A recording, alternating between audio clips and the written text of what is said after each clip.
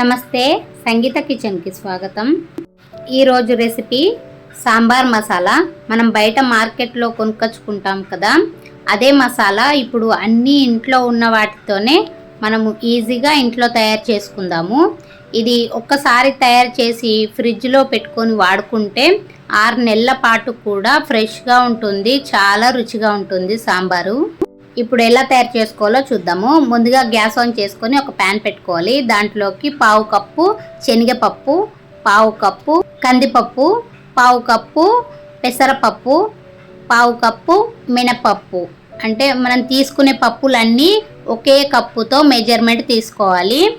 వీటన్నిటిని లో to medium ఫ్లేమ్లో 3-4 నిమిషాల వరకు మనం వేయించుకోవాలి. ఈ పప్పుల్లో ఉండే పచ్చిదనం అంతా పోయి వేగిన తర్వాత మంచి కమ్మని వాసన వస్తుంది. అంతవరకు మనం వేయించుకుంటూ ఉండాలి. చూడండి, పప్పులన్నీ బాగా వేగిపోయి ఒక మంచి సువాసన వస్తుంది. ఇప్పుడు ఒక ప్లేట్లోకి తీసేసుకుందాము. అదే సేమ్ ప్యాన్ మళ్ళీ గ్యాస్ పైన పెట్టుకొని దీంట్లోకి ఇప్పుడు 1/2 కప్పు ధనియాలు వేసుకోవాలి. ఇవి కొంచెం వేయించుకోవాలి. 1 నిమిషం పాటు అలా వేయించుకోవాలి. పప్పులు తీసుకున్న కొలత కప్పుతోనే ఈ ధనియాలను కూడా తీసుకోవాలి. ఇవి కొంచెం వేగిన తర్వాత 2 టేబుల్ స్పూన్ల జీలకర్ర వేసుకుందాము.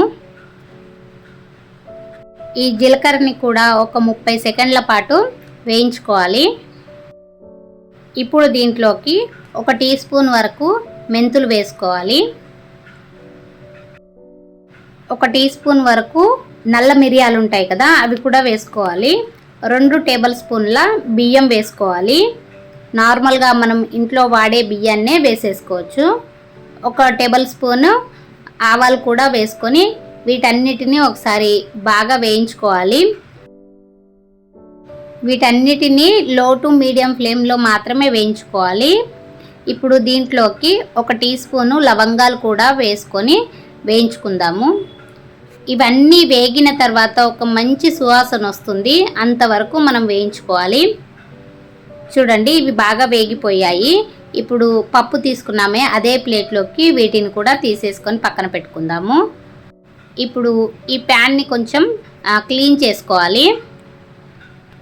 ఇప్పుడు ఈ ప్యాన్లోకి 20 నుండి 22 వరకు నేను ఇలాంటి ఎండుమిర్చి తీసుకున్నాను. కొంచెం ముడతగా ఉంటాయి. వీటిని తీసుకుంటే మనకు మసాలాకి మంచి కలర్ వస్తుంది. రుచి కూడా చాలా బాగుంటుంది. ఇది కూడా లో టు మీడియం ఫ్లేమ్లోనే వేయించుకోవాలి. చూడండి, ఇలా కొంచెం కలర్ మారి క్రిస్పీగా అవుతాయి. అప్పుడు మనము ప్లేట్లోకి తీసేసుకోవాలి.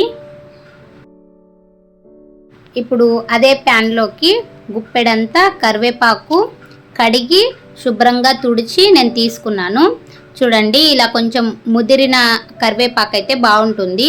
ఇది క్రిస్పీ అయ్యేంత వరకు లో టు మీడియం ఫ్లేమ్లో వేయించుకోవాలి. చూడండి, ఈ విధంగా. ఇప్పుడు దీంట్లోకి 1 టీ స్పూను పసుపు వేసుకోవాలి. 1/2 టీ స్పూను ఇంగువ కూడా వేసుకోవాలి. ఇప్పుడు స్టవ్ ఆఫ్ చేసేసి ఈ ప్యాన్ వేడికి అవి 2 కొంచెం వేగిపోతాయి. అప్పుడు మనము ప్లేట్లోకి తీసేసుకోవాలి. మసాలాలన్నీ వేయించుకోవడం అయిపోయింది. పూర్తిగా చల్లారనివ్వాలి. పూర్తిగా చల్లారిన తర్వాత చిన్న మిక్సీ జార్ ఉంటుంది కదా, దాంట్లోకి వేసి మెత్తగా పొడి చేసుకోవాలి. మిక్సీ పట్టేటప్పుడు గిన్నె గనక వేడైనట్టు అనిపిస్తే 1 నిమిషం పాటు అలా ఆగి ఆ తర్వాత మళ్ళీ మిక్సీ తిప్పుకోవాలి. లేదంటే ఆ గిన్నె వేడికి మనకు మసాలా టేస్ట్ అనేది చేంజ్ అయిపోతుంది. చూడండి, ఇలాగే నేను మిగతావన్నీ కూడా పొడి చేసి పెట్టుకున్నాను. ఇప్పుడు దీన్నంతా మనం ఒకసారి జల్లెడ పట్టుకుందాము. మనకు ఫైన్గా పౌడర్ వస్తుంది జల్లెడ పట్టుకుంటే.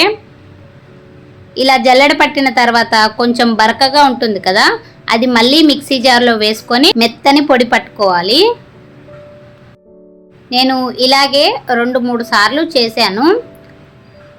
ఈ రెసిపీని ఒకసారి మీరు ట్రై చేయండి. ఈ రెసిపీ కనుక మీకు నచ్చినట్టయితే ఒక లైక్ చేయండి, షేర్ చేయండి. మన ఛానల్ని ఎవరైనా కొత్తగా చూస్తున్న వారైతే సబ్స్క్రైబ్ చేసుకోండి.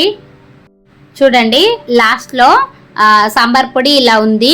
ఇప్పుడు దీన్నంతా ఒకసారి కలిపేసుకొని పూర్తిగా చల్లారనివ్వాలి సాంబార్ పొడిని.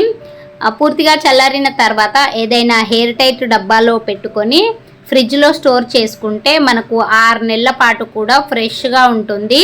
ఎప్పుడు కావాలంటే అప్పుడు వాడేసుకోవచ్చు. Thanks for watching video.